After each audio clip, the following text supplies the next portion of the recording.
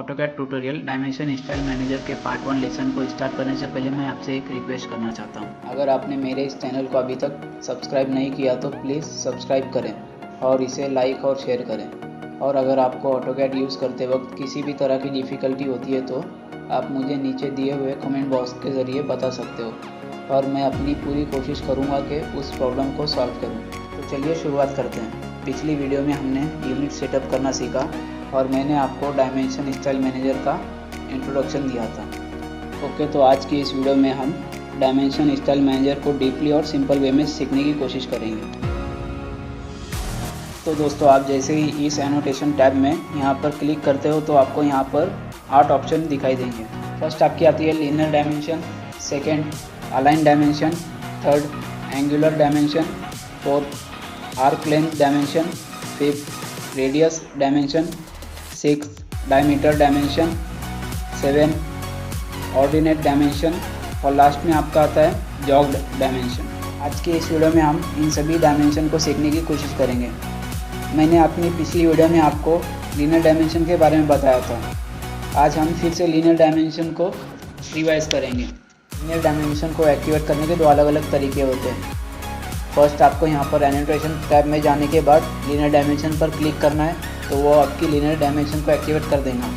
Next, linear dimension की shortcut की होती है DLI।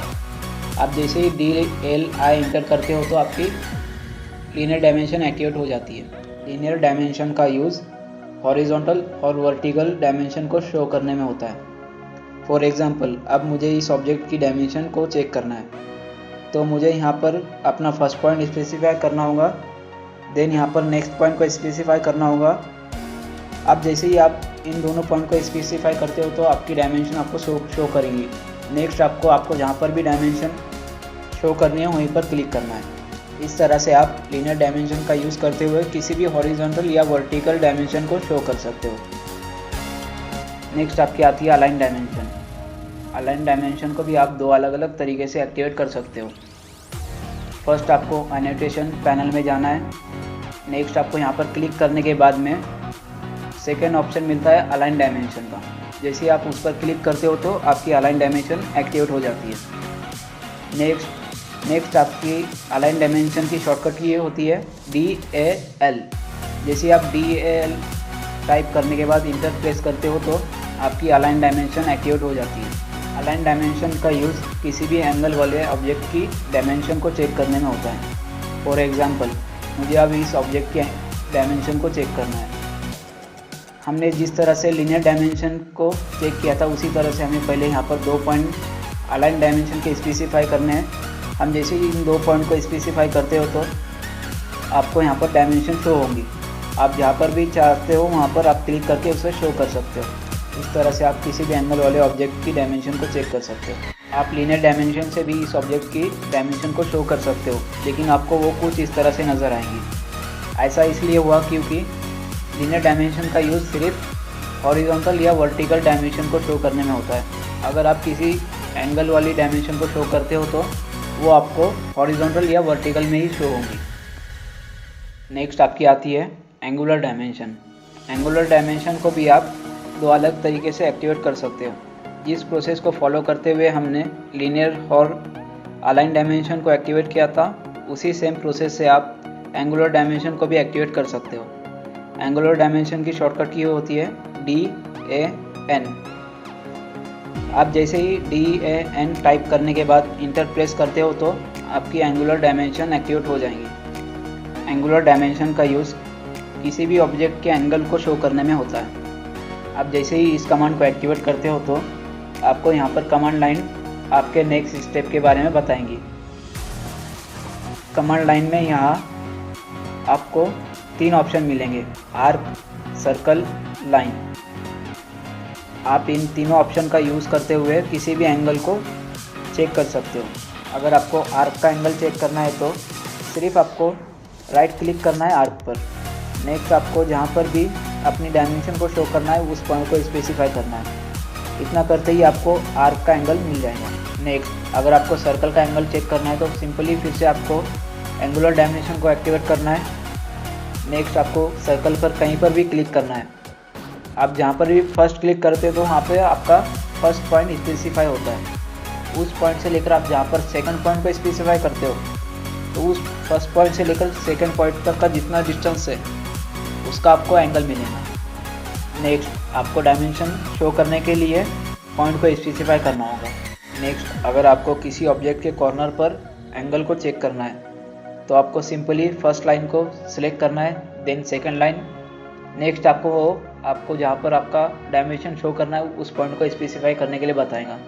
तो आप जैसे ही उसको स्पेसिफाई करते हो तो आपको एंगल मिल जाएगा उस पॉइंट का। तो दोस्तों ये थी आपकी एंगुलर डायमेंशन, जिसकी मदद से आप आर्क, सर्कल और किसी भी ऑब्जेक्ट के कॉर्नर पॉइंट पर जो एंगल आता है उसको चेक कर सकते हो। तो आपकी आती है arc length dimension. Arc length dimension की शॉर्टकट की होती है DAR। आप जैसे ही DAR टाइप करने के बाद इंटर प्रेस करते हो तो आपकी आर्क लेंथ डायमेंशन एक्टिवेट हो जाती है। नेक्स्ट अब मुझे इस आर्क का डायमेंशन चेक करना है तो सिंपली मैं इस पर राइट क्लिक करूँगा। राइट क्लिक करने के बाद ये मुझे शो करेगा कि इसकी लेंथ कितनी है और मुझे अब नेक्स्ट इसके डायमेंशन के पॉइंट को स्पेसिफाई करना है जहाँ पर इसे मुझे शो करना है।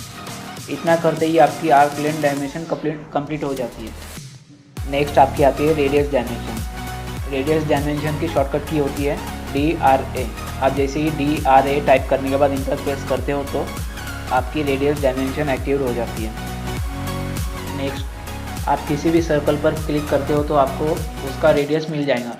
इसी प्रोसेस को आप फॉलो करते हुए किसी भी सर्कल या आर्क का रेडियस चेक कर सकते हो। नेक्स्ट आपकी आती है डायमीटर डायमेंशन। डायमीटर डायमेंशन की शॉर्टकट की होती है DDI।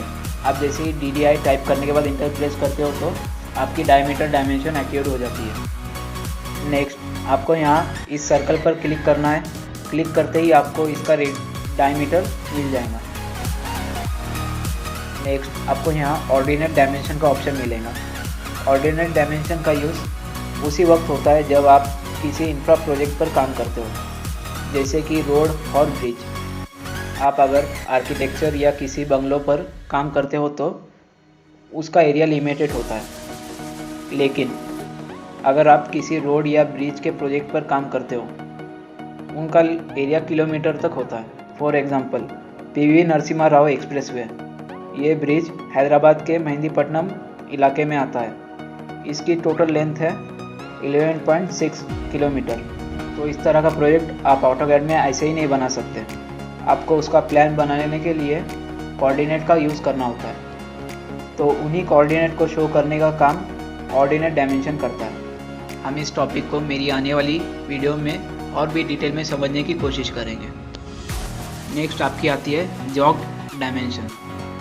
जॉग्ड डायमेंशन का यूज़ किसी भी सर्कल या आर्क का रेडियस चेक करने में होता है और जॉग्ड डायमेंशन की शॉर्टकट की होती है JOG। आप जैसे ही JOG टाइप करने के बाद इंटर प्रेस करते हो तो आपकी जॉग्ड डायमेंशन एक्टिवेट हो जाएगी। नेक्स्ट आपको सर्कल या आर्क सिलेक्ट करना है। फिर नेक्स्ट सर्कल के सेंटर पॉइंट को स्पेसिफाई करना है। इतना करते ही आपकी जॉग डायमेंशन कंप्लीट हो जाएंगे। तो दोस्तों ये थी आपकी jog dimension style manager part 1 video में बस इतना ही।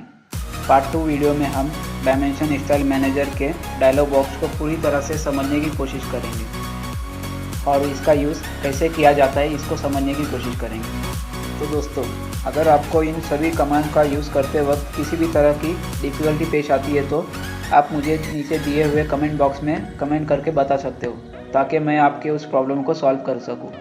तो मिलते हैं आपसे अगली वीडियो में।